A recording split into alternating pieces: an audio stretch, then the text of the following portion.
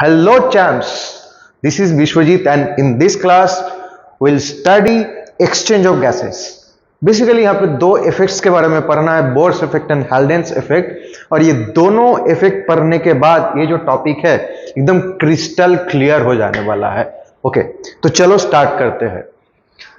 So when you talk about atmospheric air, in the atmospheric air, the partial pressure of oxygen is 159 mm mercury pressure and partial pressure of carbon dioxide is 0.3 mm mercury pressure. Okay, now as because the pressure, air pressure is higher in atmosphere and lower in our body, lower in our lungs, so air will move inside. हवा high pressure zone से लो pressure zone की ओर भागेगा when will inspire, जब हम लोग inhale करते हैं तो कि उसके बाद हवा चला आया किसके अंदर, एल्वियोलाई के अंदर, जहां पे ultimately first exchange of gas होने वाला है. ठीक है, अब एल्वियोलाई के अंदर क्या है, फ्रेश एयर का एंट्री हो रहा है, फ्रेश एयर का एंट्री हो रहा है और डीऑक्सीजनेटेड ब्लड से कार्बन डाइऑक्साइड का भी कंटिन्यूअस डिफ्यूजन होते जा रहा है एल्वियोलाई के अंदर.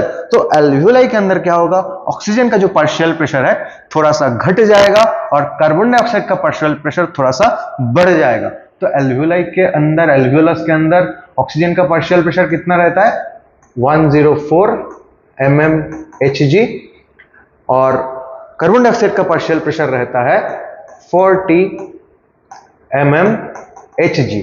अब ऐसा क्यों होता है, ऐसा क्यों होता है? The reason is oxygen is continuously diffusing into the blood.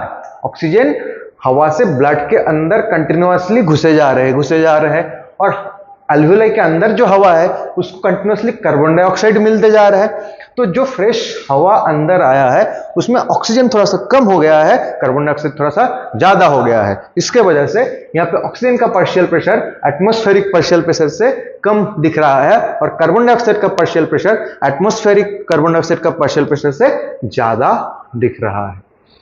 बस यही रीजन है.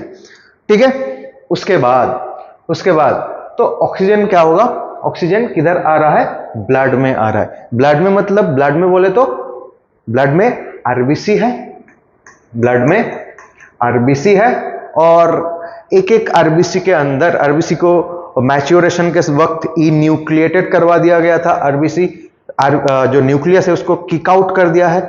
मकसद क्या था, to increase the efficiency to carry the gases. तो आरबीसी में कौन रहता है, आरबीसी में रहता है crores of hemoglobin molecules, and these hemoglobin molecules at high partial pressure of oxygen, इधर क्या है, partial pressure of oxygen ज्यादा है, ऑक्सीजन का दबदबा ज्यादा है.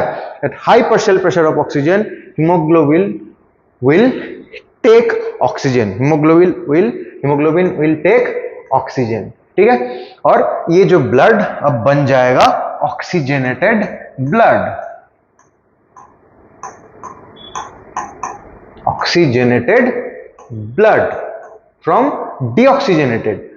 एल्वियोलाई से इंटरैक्ट करने से पहले ब्लड क्या था, डीऑक्सीजनेटेड था. ब्लड क्या था, डीऑक्सीजनेटेड था. अब कार्बन डाइऑक्साइड बाहर चला गया है, ऑक्सीजन अंदर चला गया, वो ब्लड क्या हो गया है, ऑक्सीजनेटेड हो गया है. अब ये ऑक्सीजनेशन प्रोसेस क्या है, ये क्या कोई केमिकल रिएक्शन है? नहीं. ऑक्सीजनेशन प्रोसेस यानी कि ऑक्सीजनेटेड ब्लड बनाने के लिए जो प्रोसेस फॉलो करते हैं वो प्रोसेस जो है वो कोई केमिकल प्रोसेस नहीं है. इस प्रोसेस को हम लोग क्या बोलते हैं, oxygenation. Oxygenation. So there is no chemical bond is involved. If we talk about haemoglobin, तो उसके लिए थोड़ा सा हीमोग्लोबिन के बारे में जानना पड़ेगा कि ये ऑक्सीजनेटेड ब्लड कैसे बनता है. तो ऑक्सीजन जो है उसको कैरी करेगा कौन, haemoglobin, in the form of oxyhemoglobin, और ऑक्सीहीमोग्लोबिन के फॉर्म में ब्लड सिर्फ 90% ऑक्सीजन को ही कैरी कर सकता है क्योंकि वो उसका हाईएस्ट सैचुरेशन लेवल है. मतलब ऐसा है, तुम पढ़ रहे हो कोई सब्जेक्ट में, अब तुम जितना भी पढ़ाई लिखाई कर लो, तुमको एग्जाम में 97 से अधिक मार्क्स कभी भी नहीं आता है। तो हीमोग्लोबिन भी वही, चाहे कितना भी एफर्ट लगा ले, चाहे कितना भी उसको अच्छा कंडीशन दे दो, वो 97% से ज्यादा ऑक्सीजन को कैरी नहीं कर पाएगा। ठीक है, तो बाकी जो 3% ऑक्सीजन वो तो बैठ के रोएगा, उसके साथ क्या होगा, बाकी जो 3% जो ऑक्सीजन होगा, बाकी जो 3% ऑक्सीजन उसको डिजॉल्व करवा दिया जाएगा, डिजॉल्व करवा दिया जाएगा प्लाज्मा में, उसको डिजॉल्व करवा दिया जाएगा प्लाज्मा में। तो हीमोग्लोबिन के साथ ये जो ऑक्सीजन का जो दोस्ती यारी इधर बना है, इस स्ट्रक्चर को क्या बोलते हैं हम लोग, इस स्ट्रक्चर को हम लोग बोलते हैं oxy haemoglobin. And this oxyhemoglobin is a super acid. Oxyhemoglobin is a super acid. इसके पास प्रोटॉन H+ आयन डोनेट करने का कैपेसिटी है। क्यों है, कैसा है, eventually through the flow of this course will understand. But ये जान लो कि ऑक्सीहीमोग्लोबिन एक सुपर एसिड है क्योंकि इसके पास H+ आयन डोनेट करने का कैपेसिटी है। तो ये ऑक्सीहीमोग्लोबिन कैसे बनता है, बेसिकली एक हीमोग्लोबिन मॉलिक्यूल को अगर हम लोग देखेंगे तो हीमोग्लोबिन मॉलिक्यूल में क्या है, 4 ग्लोबिन चेन रहता है, 4 ग्लोबिन चेन रहता है, 2 अल्फा 2 बीटा, 2 अल्फा 2 बीटा। ठीक है, 4 ग्लोबिन चेन मिलके हीमोग्लोबिन बनाता है। अब एक एक ग्लोबिन के ऊपर क्या है, हीम ग्रुप है। ये हीम ग्रुप क्या है, हीम ग्रुप बना हुआ होता है, हीम ग्रुप बना हुआ होता है Fe2+ से, Fe2+ से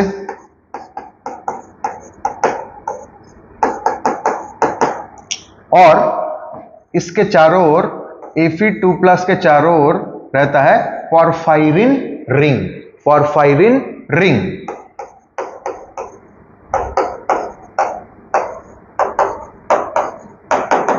तो ये टोटल स्ट्रक्चर को Fe2+ और पोरफायरिन रिंग को हम लोग बोलता है हीम ग्रुप, और उसके साथ रहता है globin chain, 2 alpha globin chains and 2 beta globin chains.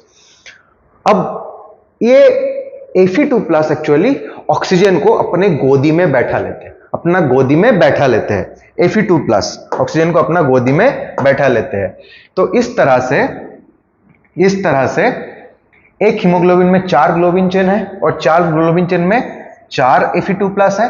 तो 4 Fe2+ 4 ऑक्सीजन मॉलिक्यूल को कैरी कर सकता है। तो इसलिए हम लोग कहेंगे कि 1 haemoglobin carries 4 molecule of oxygen, और 4 molecules of oxygen can be carried by 1 hemoglobin, और 8 atoms of oxygen can be carried by 1 molecule of hemoglobin. Okay, अब हम लोग के ब्लड में टोटल कितना हीमोग्लोबिन रहता है, each 100 ml of blood, each 100 ml of blood carries at an average 15 gram of hemoglobin, 15 grams of hemoglobin। 100 ml blood में 15 ग्राम haemoglobin होता है। ठीक है, अब अगर एक हीमोग्लोबिन एक ग्राम हीमोग्लोबिन कैरी कर सकता है 1.34 ml of oxygen, 1 gram of haemoglobin can carry 1.34 ml of oxygen, then 15 gram of hemoglobin can carry near about 20.1 ml of oxygen. So at a lump sum we say that this 15 gram hemoglobin is inside 100 ml of blood. So 100 ml of blood can carry 20 ml of oxygen. 20 ml of oxygen is carried by 100 ml of oxygenated blood, 100 ml of oxygenated blood. तो इस तरह से blood में haemoglobin 97% oxygen को लेके और plasma 3% oxygen को लेके टिश्यू के ओर भागते हैं। ओके, अब यहाँ पे दूसरा एक क्वेश्चन भी पूछा जा सकता है कि भाई ब्लड में, इस ब्लड को ऑक्सीजनेटेड ब्लड बोल रहे हैं, तो क्या ये ब्लड में कार्बन डाइऑक्साइड बिल्कुल नहीं है? जी हाँ, जरूर है, इस ब्लड में कार्बन डाइऑक्साइड भी है। इस ब्लड में कार्बन डाइऑक्साइड का पार्शियल प्रेशर कितना होता है? ऑक्सीजनेटेड ब्लड में कार्बन डाइऑक्साइड का पार्शियल प्रेशर होता है 40 mm Hg, और वही ऑक्सीजन का पार्शियल प्रेशर होता है 95 mm Hg. Oxygenated blood is having partial pressure of oxygen, that is 95 mm mercury pressure, and partial pressure of carbon dioxide in oxygenated blood is 40 mm Hg. ठीक है, तो अब 100 ml blood में हम लोग कितना जान लिए कि 20 ml ऑक्सीजन होता है, लेकिन 100 ml ऑक्सीजनेटेड ब्लड में कितना कार्बन डाइऑक्साइड होता है? सुन के चौंक जाओगे। 100 ml ब्लड में कार्बन डाइऑक्साइड होता है near about 48 ml. Near about 48 ml CO2 is present inside 100 ml of oxygenated blood. चलो, अब वो कहानी कुछ दूसरा रास्ते में हम लोग लेके जा रहे थे, लेकिन हम लोगों को बोर्स इफेक्ट पढ़ना है। तो ऑक्सीजनेटेड ब्लड को लेके हीमोग्लोबिन पहुंच चुका है टिश्यू के पास। हीमोग्लोबिन पहुंच चुका है किसके पास? टिश्यू के पास। अब टिश्यू के आसपास आके क्या कंडीशन होगा? टिश्यू के अंदर कंटिन्यूअसली रेस्पिरेशन, टिश्यू बहुत सारे सेल से बना होता है और सेल्स के अंदर कंटिन्यूअसली रेस्पिरेशन चल रहा है, और रेस्पिरेशन क्या बना रहा है? कार्बन डाइऑक्साइड बना रहा है। अब ये विलेन का काम करेगा, ठीक है। अब देखो, अब देखना पड़ेगा कि अब बोर्स इफेक्ट का फंडा हम लोग पढ़ेंगे कि किस तरह से ये जो हीमोग्लोबिन और ऑक्सीजन का जो दोस्ती है किस तरह से तोड़ा जाएगा। ये एक दुख भरी कहानी है हीमोग्लोबिन और ऑक्सीजन का दोस्ती को तोड़ने का, ठीक है। तो चलो पढ़ते हैं वो कहानी, कैसे ये काम हुआ। लेकिन हीमोग्लोबिन और ऑक्सीजन का दोस्ती टूटेगा तभी ऑक्सीजन टिश्यू के अंदर पहुंच पाएगा।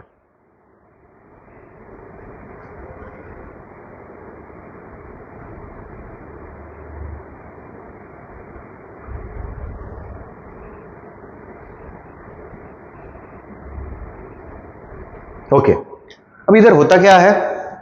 हीमोग्लोबिन भाई साहब ऑक्सीजन को लेके चल रहा था। हीमोग्लोबिन भाई साहब, ये हीमोग्लोबिन है मान लो, ये ऑक्सीजन को अपने गोदी में बैठा के चल रहा था।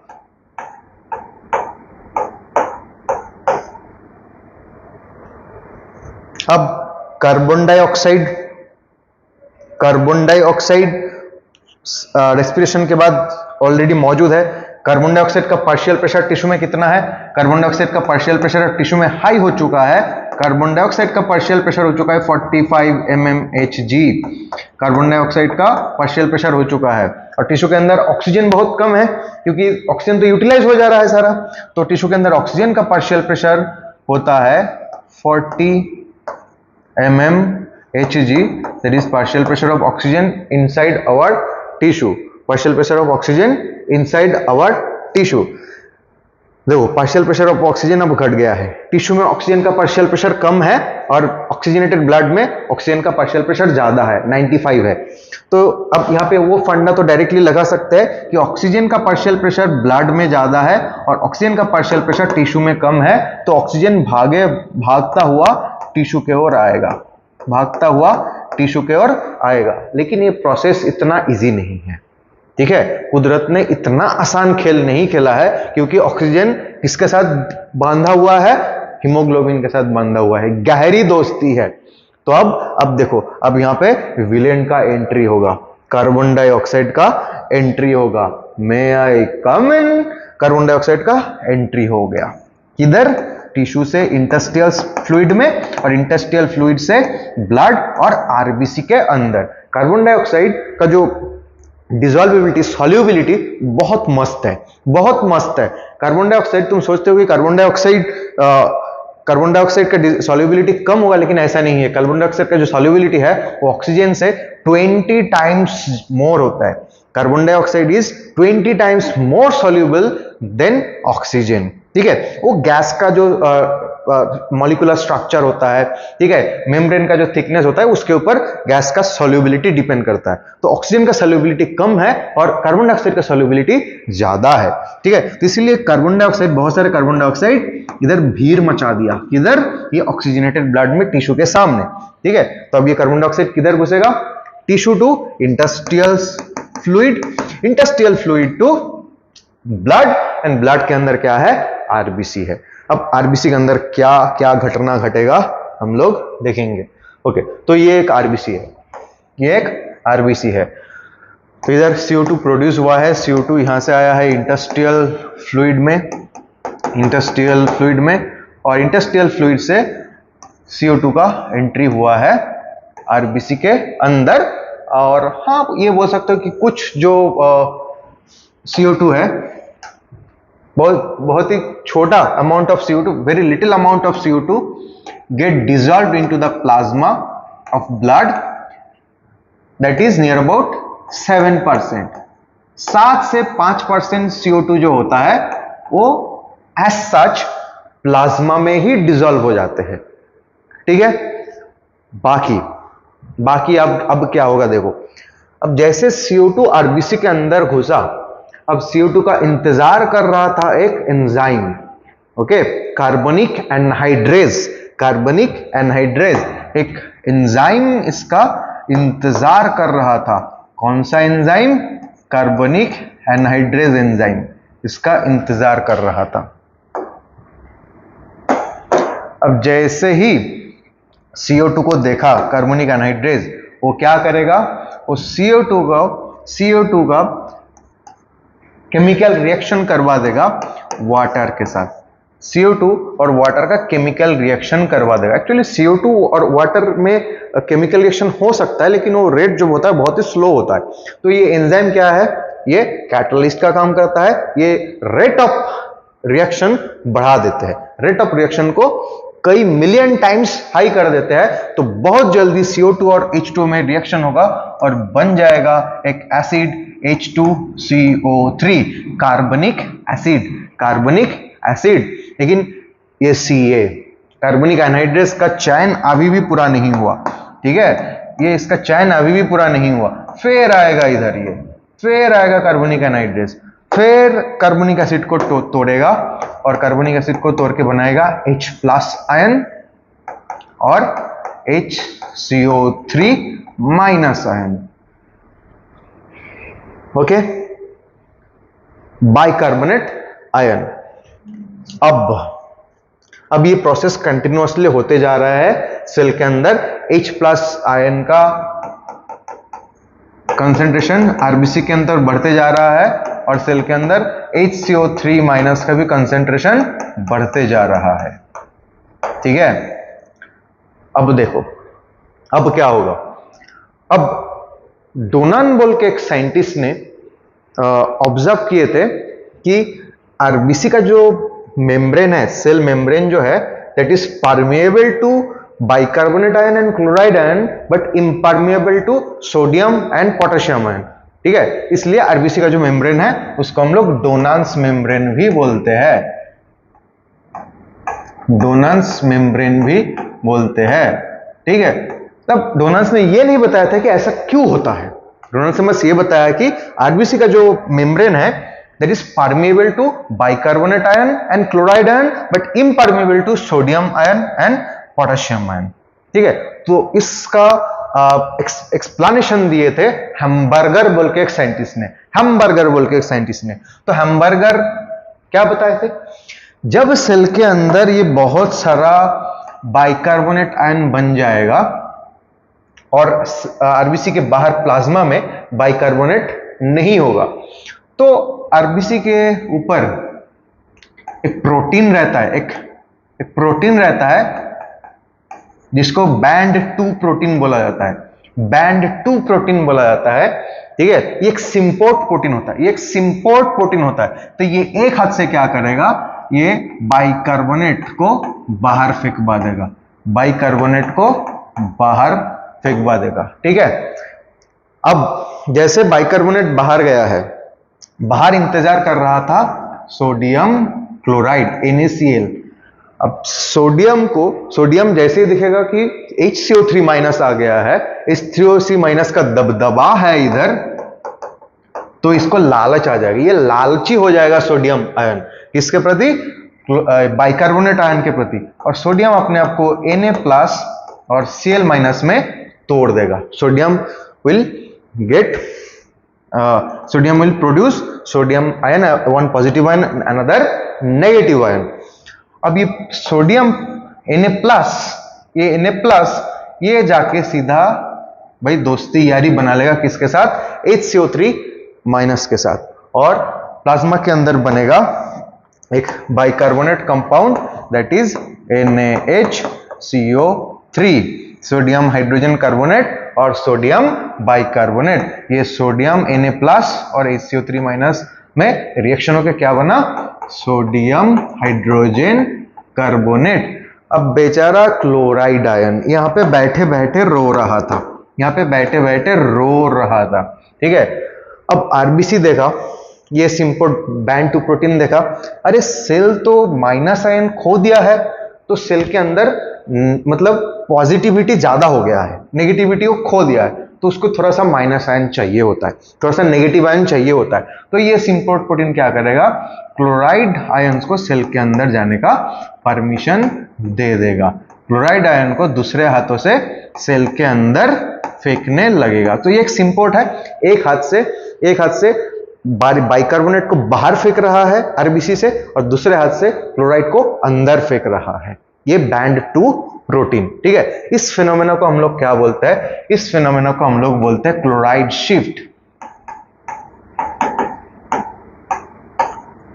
इस फिनोमेना को हम लोग बोलते हैं क्लोराइड शिफ्ट। और ये जो फिनोमेना है ये वो हैम्बर्गर बोल के जो भाई साहब थे उन्होंने एक्सप्लेन किए थे, that's why this process is also you can call it Hamburger's effect और क्लोराइड शिफ्ट।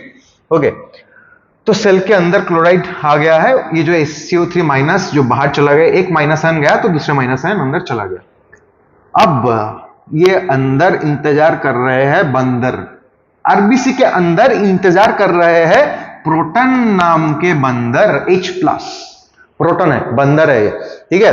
क्यों बंदर है, इसको खुला नहीं छोड़ सकते, इसको अगर खुला छोड़ के रखोगे ना तो H+ इधर उधर भागते रहेगा और आरबीसी को डैमेज करेगा, आरबीसी के अंदर का जो एनवायरनमेंट है पूरा एसिडिक बना देगा, ठीक है। सो अब क्या करेगा, अब सेल एक तरकीबें अप्लाई करेगा, सेल एक तकनीक लगाएगा।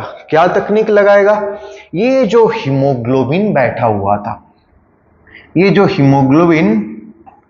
हुआ था, तो अब हीमोग्लोबिन का बहुत इंपॉर्टेंट एक फंक्शन तुम लोगों को पता चलेगा। हीमोग्लोबिन एक बफर का काम करता है। Haemoglobin not only help in transportation of gases but it also act as a buffer. What is buffer, जब जरूरत होता है बफर, जब सेल के मीडियम एसिडिक होता है तो बफर क्या कर सकता है, बफर सेल से वो H+ आयन को कैप्चर करेगा ताकि एसिडिटी कम हो जाए। उल्टा काम भी कर सकता है, जब सेल के मीडियम अल्कालाइन होता है तो बफर हाइड्रोजन आयन या प्रोटॉन डोनेट भी कर सकता है। तो ये एक बफर का काम कर रहा है। ये ऑक्सीजन को लेकर बैठा हुआ था, ये हीमोग्लोबिन अभी तक ये O2 को लेके बैठा हुआ था अपने गोदी में, ठीक है। अब पता चलेगा, मैंने बोला था oxy haemoglobin is a super acid, अब पता चलेगा क्यों ये सुपर एसिड है। तो बात कुछ ऐसा है, ये जो बंदर H+ बंदर घूम फिर रहा था, ये हीमोग्लोबिन का जो ग्लोबिन चेन है उसमें कुछ नेगेटिवली चार्ज अमीनो एसिड होता है, ठीक है, जैसे कि हिस्टामिन वगैरह। तो नेगेटिवली चार्ज अमीनो एसिड वो इंतजार कर रहा है पॉजिटिव चार्ज के लिए, पॉजिटिविटी के लिए इंतजार कर रहा है। तो जैसे ही हाइड्रोजन को दिखेगा ये सारे क्या करेगा, हाइड्रोजन को अपने साथ चिपका लेगा, हाइड्रोजन को अपने साथ बाइंड करवा लेगा, हाइड्रोजन आयन को, नॉट हाइड्रोजन को, हाइड्रोजन आयन को, ठीक है।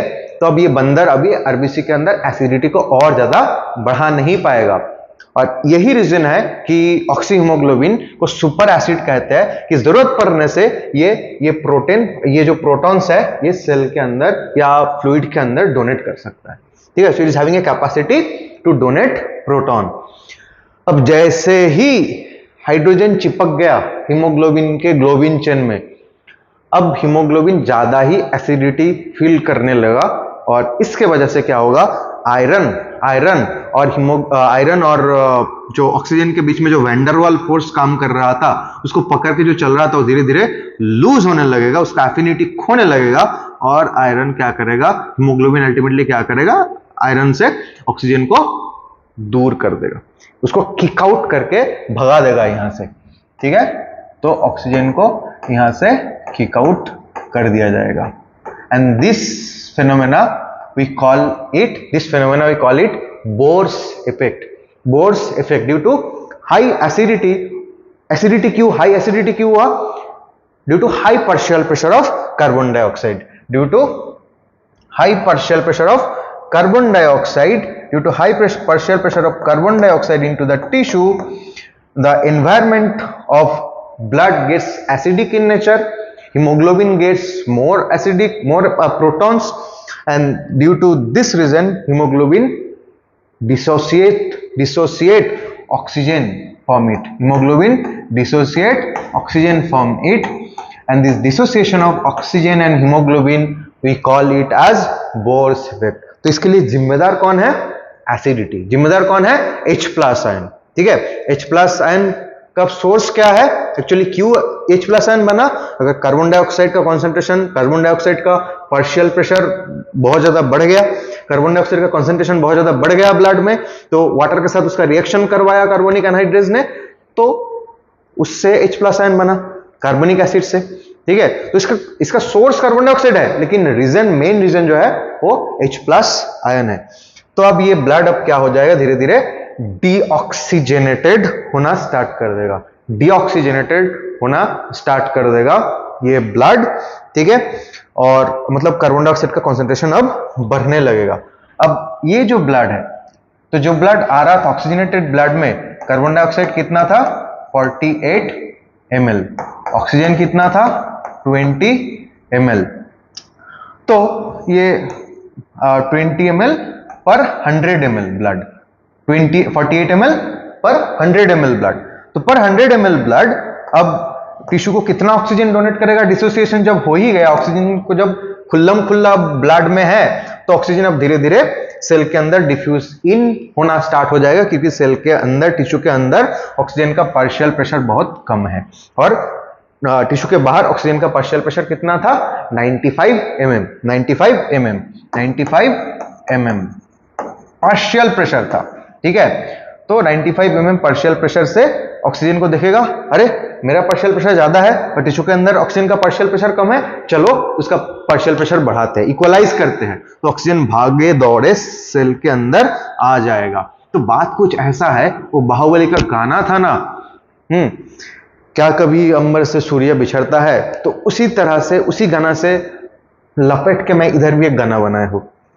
क्या कभी हीमोग्लोबिन से ऑक्सीजन बिछड़ता है, क्या कभी हीमोग्लोबिन से ऑक्सीजन बिछड़ता है, क्या कभी बिन ऑक्सीजन ऑक्सी हीमोग्लोबिन बनता है, क्या कभी बिन ऑक्सीजन ऑक्सी हीमोग्लोबिन बनता है। कैसी है ये अनहोनी, PO2 partial pressure of oxygen हुई कम, हाई है PCO2, कैसे जिएंगे हम, यही है बोर्स इफेक्ट। अब टिश्यू तो ऑक्सीजन को देख के खुश हो रहा है, हीमोग्लोबिन दुखी हो गया है, लेकिन टिश्यू तो खुश हो रहा है। अब टिश्यू बोलेगा, अरे रोते क्यों हो, तैयारी करो रेस्पिरेशन का, तैयारी करो, ऑक्सीजन अपना हीमोग्लोबिन छोड़ के हमारे साथ रहने आ रहा है, रेस्पिरेशन का तैयारी करो। अच्छा, तो बातें समझ में आ गई सब। तो ये ऑक्सीजन 100 ml ब्लड जो है वो कितना ऑक्सीजन लेके चल रहा था, वो 20 ml ऑक्सीजन लेके चल रहा था। कितना ml ब्लड, 100 ml ब्लड। ठीक है, लेकिन जब टिश्यू को देने का बारी आएगा तो ऑक्सीजन का जो डिफ्यूजन रेट है बहुत ही स्लो है, तो ओनली 25% ऑक्सीजन ही टिश्यू को वो डोनेट कर पाते हैं तो ओनली 5 ml ऑक्सीजन ही टिश्यू के अंदर पहुंच पाएगा। ठीक है, ओनली 5 ml ऑक्सीजन ही टिश्यू के अंदर पहुंच पाएगा। तो जब डीऑक्सीजनेटेड ब्लड बनेगा, तो जो डीऑक्सीजनेटेड ब्लड अब बनेगा, डीऑक्सीजनेटेड मतलब कार्बन डाइऑक्साइड अब बहुत ज्यादा एंट्री ले लिया है, तो उसमें ऑक्सीजन कितना रहेगा? उसमें ऑक्सीजन रहेगा 15 ml। उसमें ऑक्सीजन का पार्शियल प्रेशर कितना रहेगा? उसमें ऑक्सीजन का पार्शियल प्रेशर रहेगा 40 mmHg, 40 mmHg। ठीक है, अब कार्बन डाइऑक्साइड का एंट्री ले लिया है, कार्बन डाइऑक्साइड का एंट्री हुआ है ब्लड में, तभी तो डीऑक्सीजनेटेड बना है। ठीक है, अब डीऑक्सीजनेटेड तो मतलब ये तो चीज पक्का हो गया कि ऑक्सीजनेटेड मतलब वो कार्बन डाइऑक्साइड फ्री नहीं होता है, और डीऑक्सीजनेटेड मतलब वो ऑक्सीजन फ्री नहीं होता है। ठीक है, तो डीऑक्सीजनेटेड ब्लड में कार्बन डाइऑक्साइड कितना रहेगा? डीऑक्सीजनेटेड में कार्बन डाइऑक्साइड रहेगा 52 ml, 52 ml। मतलब टिश्यू कितना ml कार्बन डाइऑक्साइड डोनेट किया? 4 ml कार्बन डाइऑक्साइड डोनेट किया 100 ml ब्लड को। टिश्यू 5 ml ऑक्सीजन ले रहा था ब्लड से, और 4 ml ऑक्सीजन डोनेट कर रहा था वो 100 ml ब्लड को। ठीक है, तो 48 ml से कार्बन डाइऑक्साइड का जो कंसेंट्रेशन है, सॉरी कार्बन डाइऑक्साइड जो वॉल्यूम हो गया है पर 100 ml ब्लड में, दैट विल बी 52 ml। और उसका पार्शियल प्रेशर भी अभी बढ़ चुका है 40 ml से उसका पार्शियल प्रेशर हो चुका, 40 mm से उसका पार्शियल प्रेशर हो चुका है 45 और to 46 mmHg। So deoxygenated blood में कार्बन डाइऑक्साइड का पार्शियल प्रेशर कितना होता है? 45 mmHg, similar to tissue. Okay, अब हेल्डेन्स इफेक्ट पढ़ते हैं।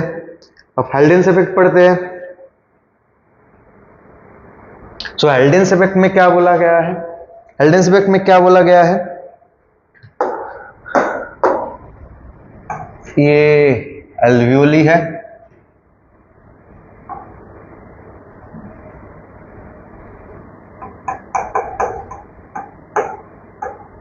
एल्वियोलस है, सिंगुलर में एल्वियोलस है। तो ये एल्वियोलस के पास जब ये डीऑक्सीजनेटेड ब्लड पहुंचा,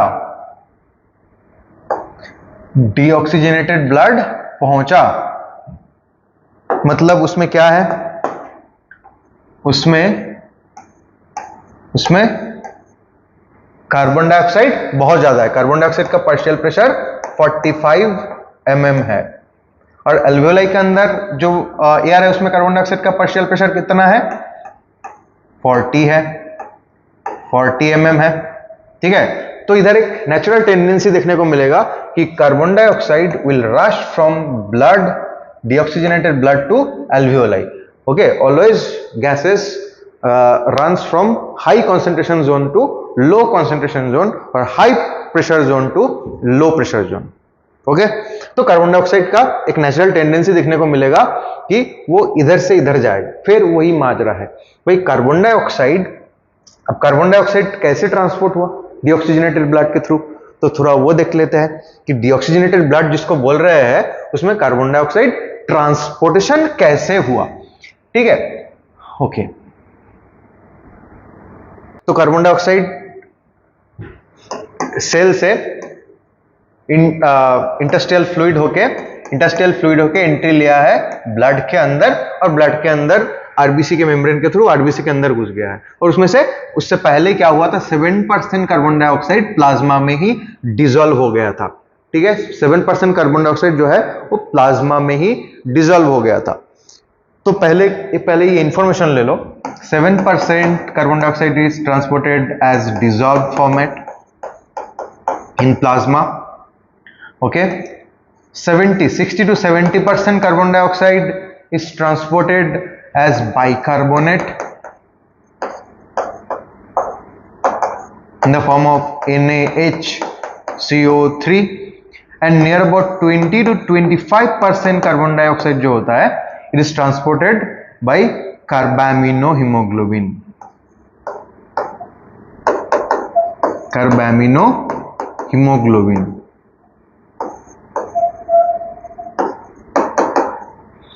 तो डिसॉल्व कार्बन डाइऑक्साइड हम लोगों को मिल गया है। अब हम लोगों को देखना है कि 70% बाइकार्बोनेट कैसे बनेगा, वो भी हम लोग देख लिए थे जब क्लोराइड शिफ्ट कर रहे थे। तो ये जो CO3 माइनस आयन से बाहर गया, मतलब प्लाज्मा में गया, तो प्लाज्मा में उसके लिए कौन इंतजार कर रहा था? Na प्लस आयन HCO3 के लिए। अब ये Na प्लस और HCO3 के बीच में बॉन्ड बन गया और बन गया सोडियम हाइड्रोजन कार्बोनेट, और इस तरह से बाइकार्बोनेट फॉर्मेट में कार्बन डाइऑक्साइड ब्लड में स्टोर हो गया। ब्लड अब उसको लेके आगे बढ़ने वाला है, ठीक है। अब ये 20 to 25% कार्बामिनो हीमोग्लोबिन को भी ठिकाना लगाना है, मतलब कैसे बनना है उसको, कैसे बनेगा वो पता लगाना है, ठीक है। तो कैसे बनेगा? हीमोग्लोबिन के लास्ट में क्या रहता है?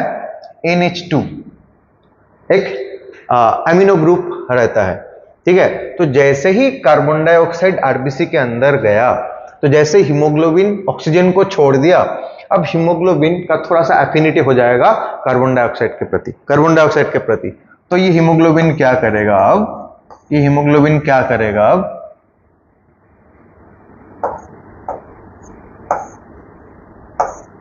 ऐसा था अमीनो ग्रुप, N था, 2 H था, तो एक H के साथ यहां पे COO कार्बन डाइऑक्साइड को ये कार्बोक्सिलिक ग्रुप के फॉर्म में अटैच करवा लेगा, ठीक है।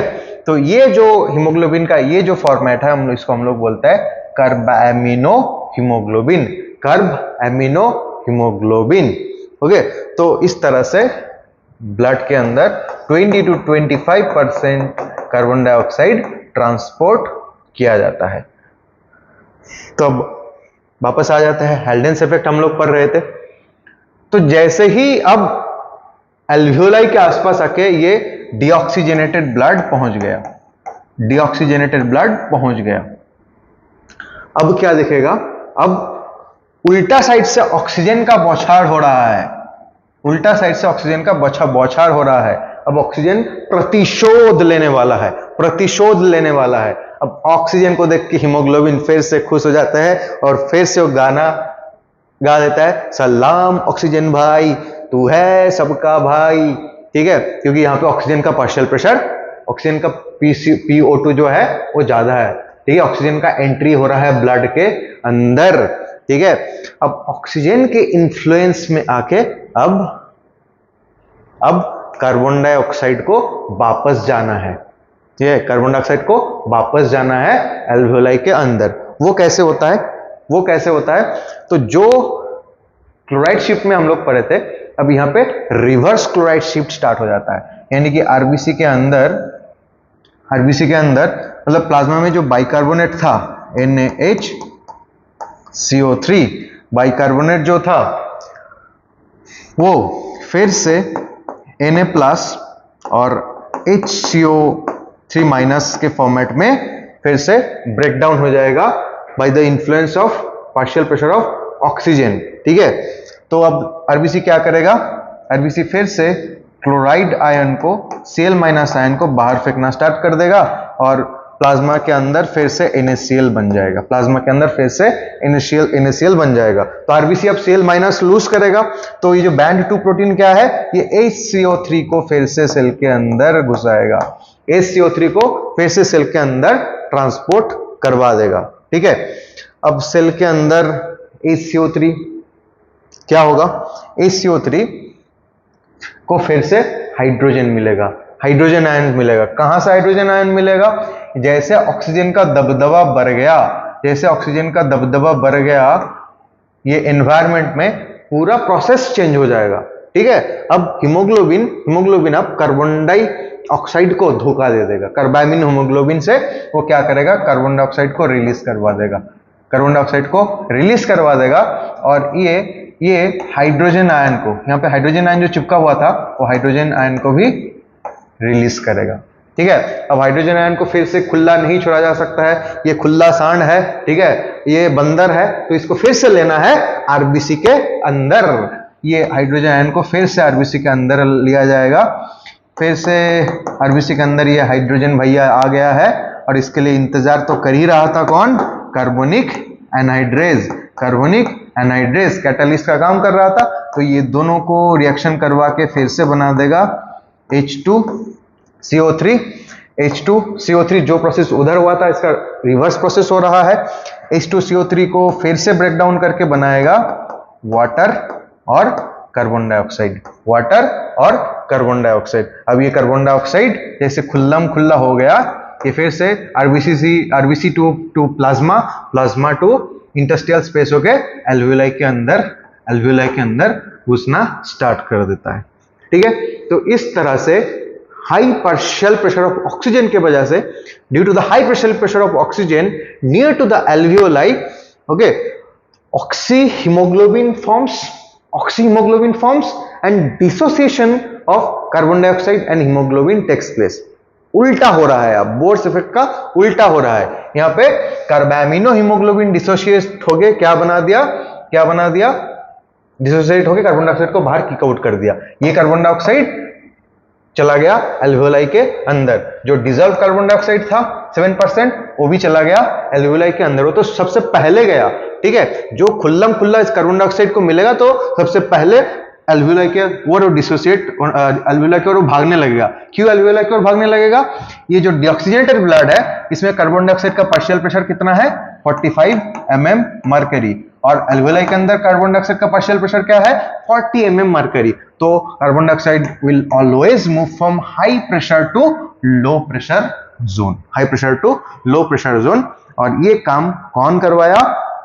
दबदबा, ऑक्सीजन का जब दबदबा बढ़ गया तो high partial pressure of oxygen ने करवाया। तो इस चीज को हम लोग बोलते हैं हेल्डेंस इफेक्ट। इस चीज को हम लोग बोलते हैं हेल्डेंस इफेक्ट।